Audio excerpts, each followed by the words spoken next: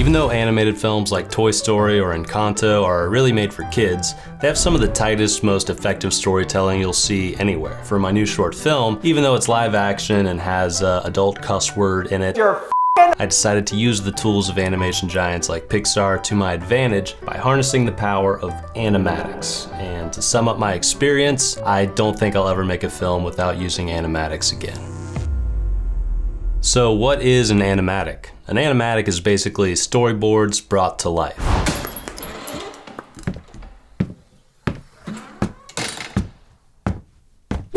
Good afternoon, need any help? Oh, just browsing. What do you,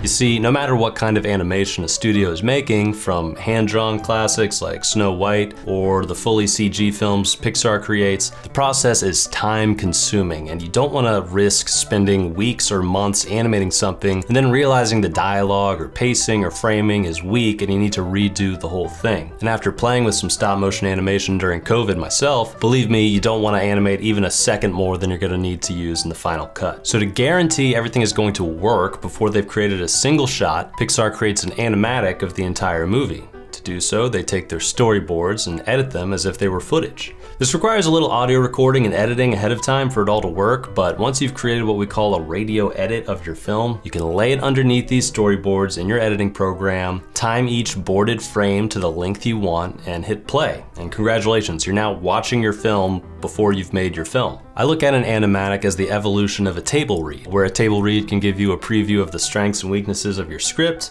of your casting. The animatic can give you a glimpse into the effectiveness of your visuals, your pacing, and many other creative choices along the way. I wouldn't want to tell you how to do your job. Yeah, you wouldn't. We're agreeing with each other, aren't we? You got the $5, pal? Cash only. And although I made this animatic using my own voice to record all the lines, the next time I'm going to be integrating the table read with the animatic by just recording the audio of the actors and using that to make it an even more accurate representation of what the film's going to be like.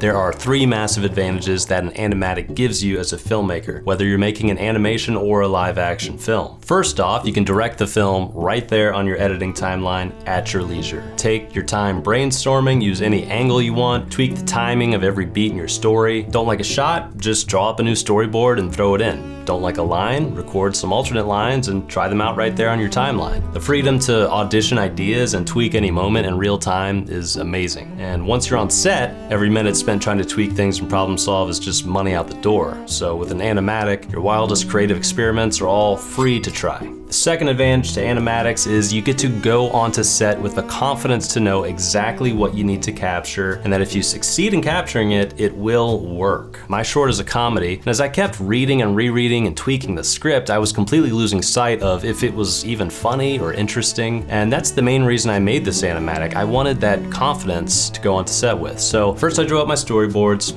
photographed each frame, I brought them into Premiere, and then I recorded myself reading the script. I tweaked the timing a bit in the edit, added some crucial sound effects and music, then lined up my storyboards to match the radio edit, and I watched it, and I laughed.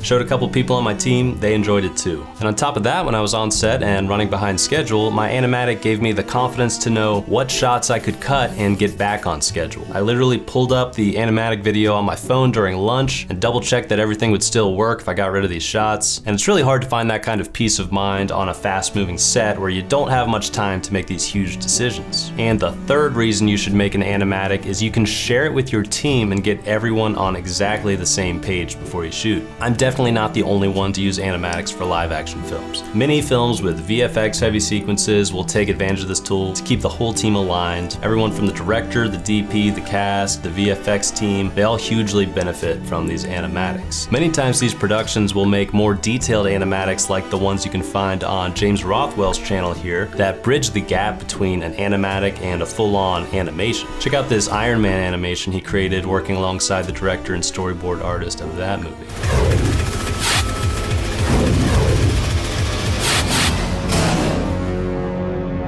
Pretty crazy. Sometimes the animatics are even made with 3D instead of just 2D storyboard drawings to give a better idea of how a scene will play and what needs to be captured to pull off the needed effects. Now at this point, I'm not sure I'd even call it an animatic versus a previs animation. Previs is anything that allows people to visualize the movie before it's made, so that includes concept art, storyboards, animatics, or complicated animations like this. My favorite previs for a movie of all time are definitely these claymation pieces Spielberg had made for Jurassic Park.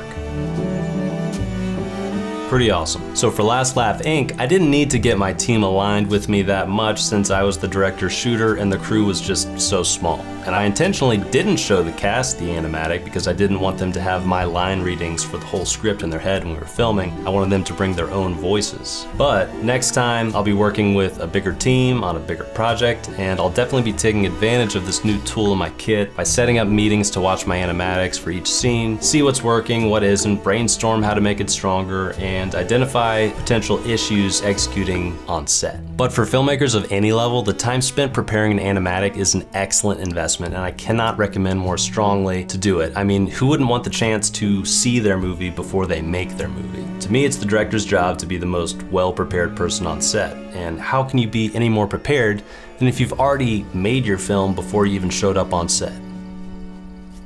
Thanks for watching.